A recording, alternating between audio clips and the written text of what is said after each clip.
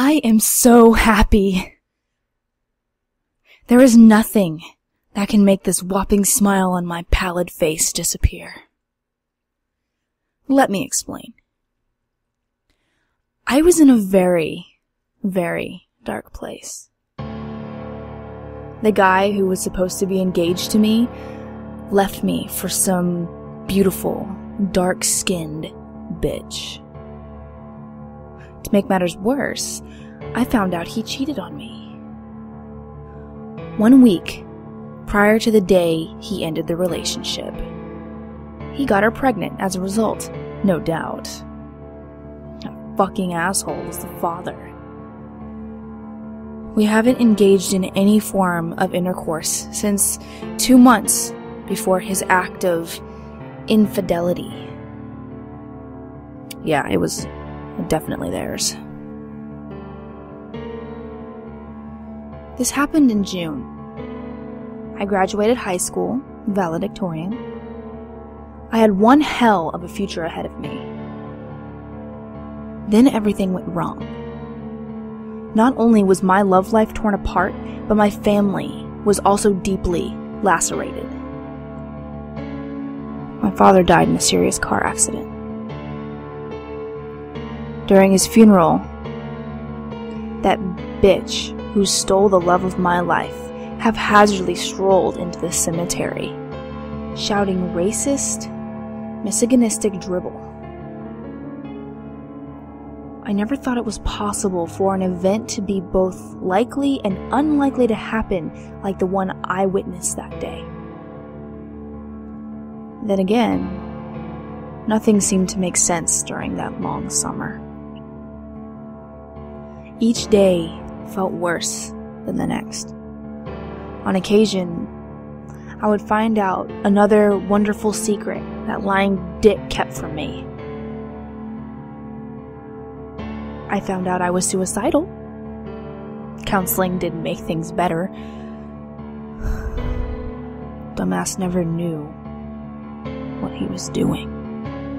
Hell, in the time away from school, with no love life, I had time to explore my suicidal tendencies.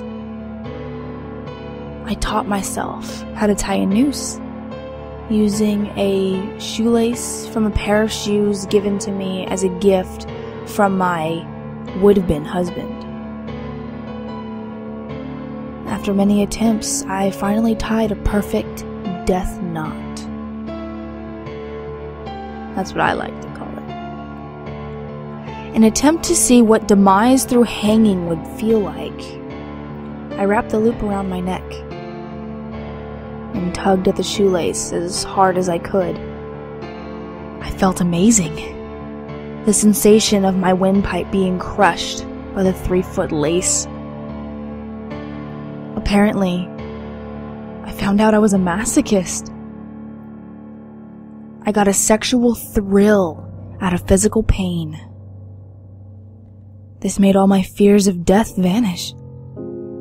In fact, death was all that I wanted at this point. But here's where things start to get a little weird. I was surfing the internet, typing random words into the search bar. I eventually stumbled across the subject of lucid dreaming. After looking at search results of the word dreams, you probably would already know what they are. Those dreams in which you are completely aware of the fact that you are in a dream, thus can decide what happens while you're still sleeping. I called bullshit on it, but I looked up ways to actually have lucid dreams. One of the ways was through listening to binaural beats. So I tried looking this stuff up on YouTube, and to my astonishment, the site was littered with brainwave videos, ones that help lucid dreaming happen. Curious, with nothing better to do during a boring October afternoon, I clicked the first video of my choice. I slid the earbuds into my ears, laid down, and closed my eyes. As I listened to almost 30 minutes of water dripping, thunder, rain, and a monotonous chord consisting of 2 tones. It was quite soothing, to be honest. Like all my worries were gradually fading from my mind. Soon, I was knocked out. I found myself in a vivid dream. I was at a kid's birthday party.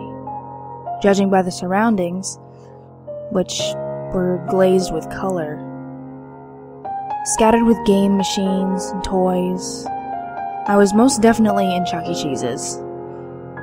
The funny thing was that the presumed family members were all Hispanic. In fact, I could swear that I saw a few familiar faces. The birthday boy, especially. His face looks exactly like his. I heard a voice. It was deep and hushed. It whispered and it sounded like, "This is a dream. You are dreaming." Just as a small child, with excitement radiating from his wide smile, began to open his first present, I noticed that I could not blink. No matter how hard I attempted to shut my eyes, they would not close. After my 3rd attempt, I gave up. The more I looked at that child, the more I thought about that arrogant son of a bitch. I imagined myself brutally torturing him. I felt a deep, crimson rage boiling inside me. My heart felt like a pulsating block of lead. I heard the voice again. I could very clearly hear it say, "This is your reality check." Suddenly, the familiar split second of blackness returned to my vision, as I realized I was able to blink again. But the second I blinked, a blood-curdling scream emitted from the boy's throat. The guests were all visibly horrified. I blinked again. The boy's skin began peeling off of his face, exposing muscle, parts of his skull.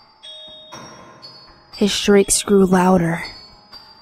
The voice returned, saying it's time to take control.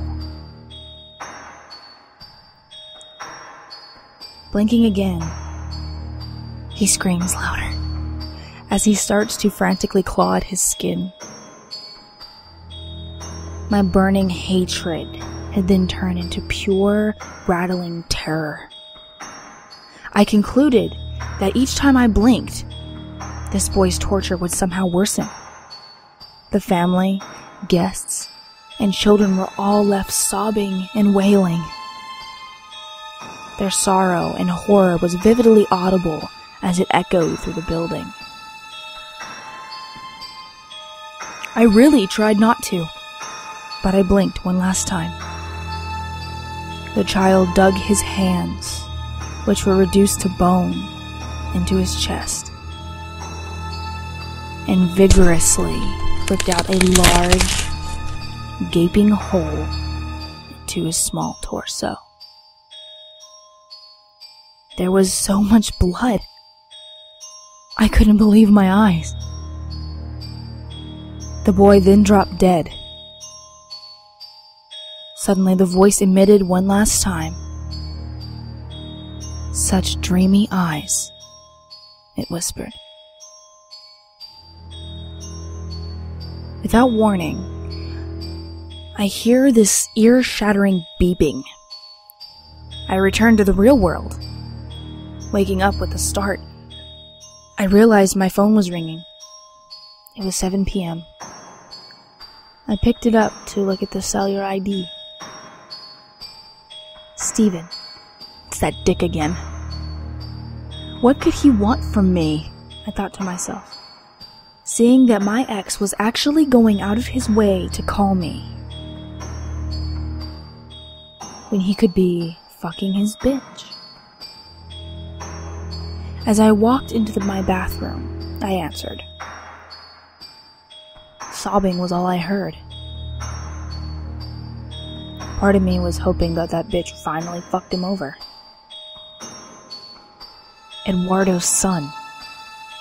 Stephen sobbed, trying to steady his breathing as he sniffled frantically. What about him? Please calm down and tell me what's wrong, I told him. I was completely caught off guard. He's dead. My eyes widened as memories of my dream came flooding back. Stephen once told me that Eduardo was married and had a son. At first, I felt extreme remorse. But then, a smile grew across my face. I'm so sorry. I wish there was something I could do, I said. It's fine. I have to go now. I love you.